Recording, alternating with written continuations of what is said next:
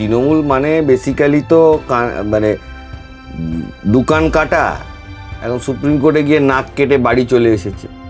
গ্রাস root থেকে সমস্ত জায়গায় চুরি, হাজার হাজার মানুষের ওপর অত্যাচার। 2021 সালে জেনোসাইড চালিয়েছে তৃণমূল।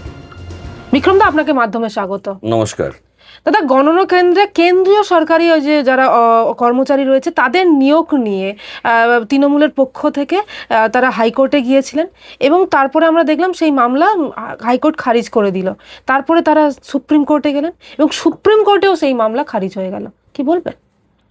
দেখুন, গালে চড় খেতে এ তো তৃণমূল মানে বেসিক্যালি তো মানে দোকান কাটা, এখন সুপ্রিম কোর্টে গিয়ে নাক কেটে বাড়ি চলে এসেছে।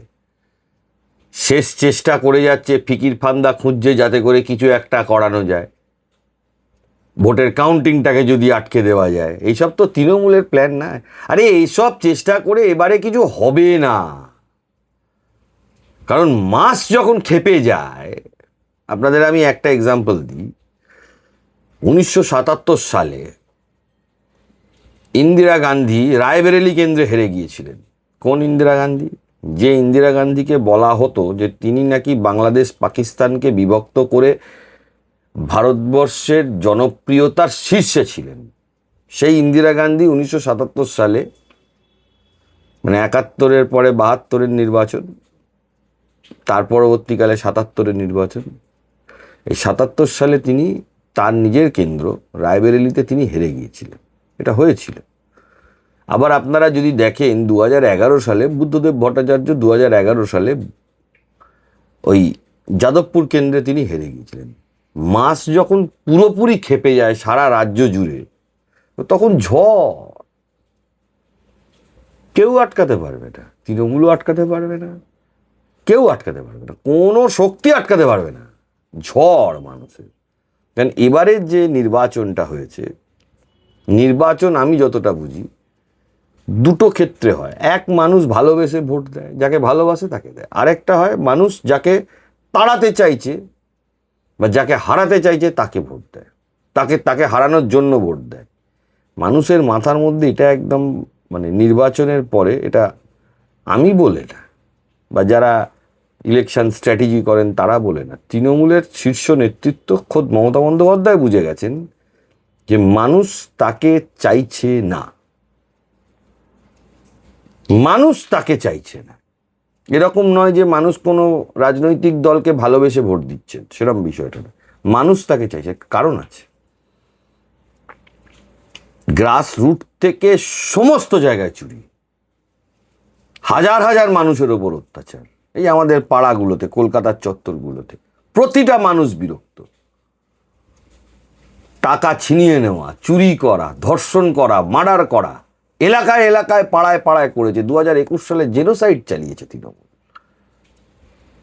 এই যে রেজাল্ট বেরোবে, আমি তো সমস্ত রাজনৈতিক দলের কাছে আবেদন জানাবো যে দয়া করে 4 তারিখে যাতে এলাকায় শান্তি শৃঙ্খলা বজায় রাখে। যে কেউ যে কোনো রাজনৈতিক দল করতে পারেন, কিন্তু মনে রাখবেন সেও কিন্তু ভারতবর্ষের নাগরিক, পশ্চিমবঙ্গের বাসিন্দা এবং আপনার পাড়ারই লোক।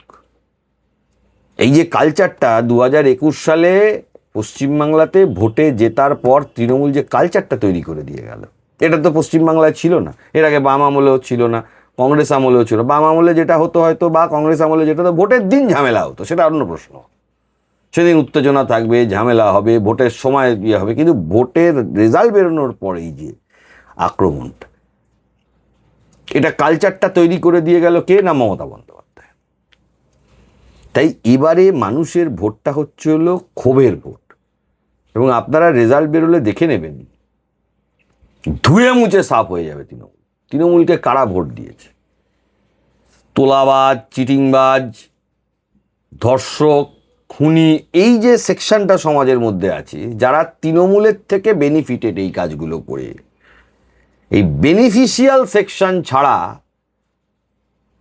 কেউ তৃণমূলকে ভোট দেবে না। যারা তৃণমূলের থেকে ডাইরেক্ট বেনিফিশিয়ারি মানে কিন্তু আমি লক্ষ্মী ভাণ্ডারের বেনিফিশিয়ারি কথা বলছি না।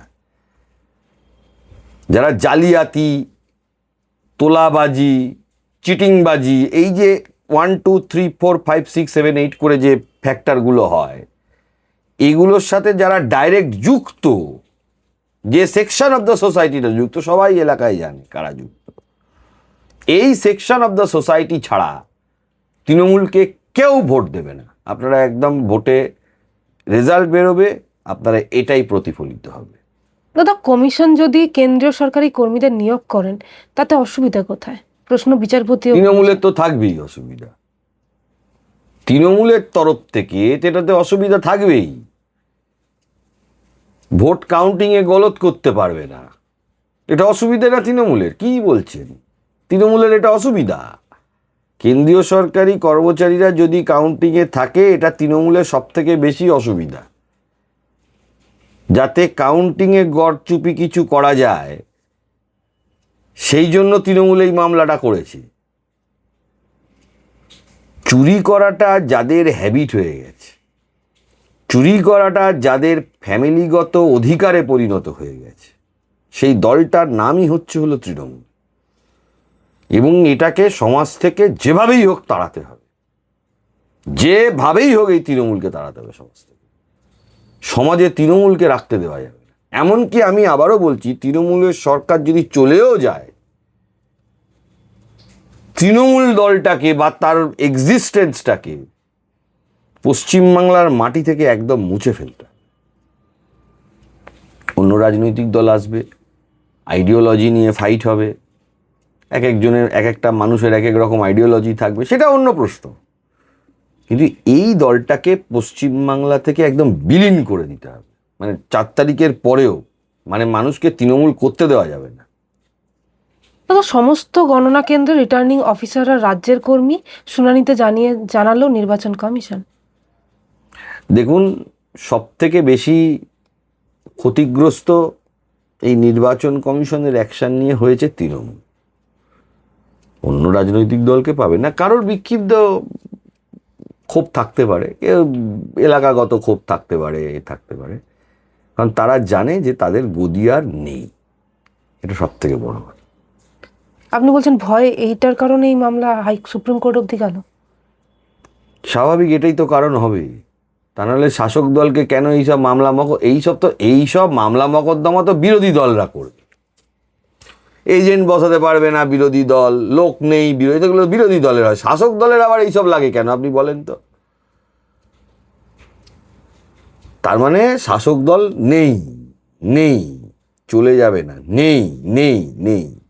দাদা, নির্বাচন কমিশন তো ঠিক করে যে তারা কোন কর্মীকে তাদের কাজে লাগাবে বা তাদের পুরো প্রসেসে কাজে নেবে। না, অ্যাকচুয়ালি ব্যাপারটা এখানে ওটা নয়। এখানে ব্যাপারটা হলো কোন কর্মী গণনা কেন্দ্রে থাকবে, সেটা যদি মমতা ব্যানার্জি ঠিক করতেন বেশি ভালো হতো। মানে তৃণমূলের কাছে তিনি যদি নিজেই গণনা কেন্দ্রের অফিসার, কাউন্টিং অফিসার হতেন, তাহলে বেশি খুশি হতেন, এটা আমার মনে হয়। তা সেটা তো আর গণতন্ত্রে হয় না, সেটা গণতন্ত্রে সম্ভব না, তো ওনার রাজত্বে সম্ভব। এটা হলে ভালো হতো তৃণমূলের কাছে।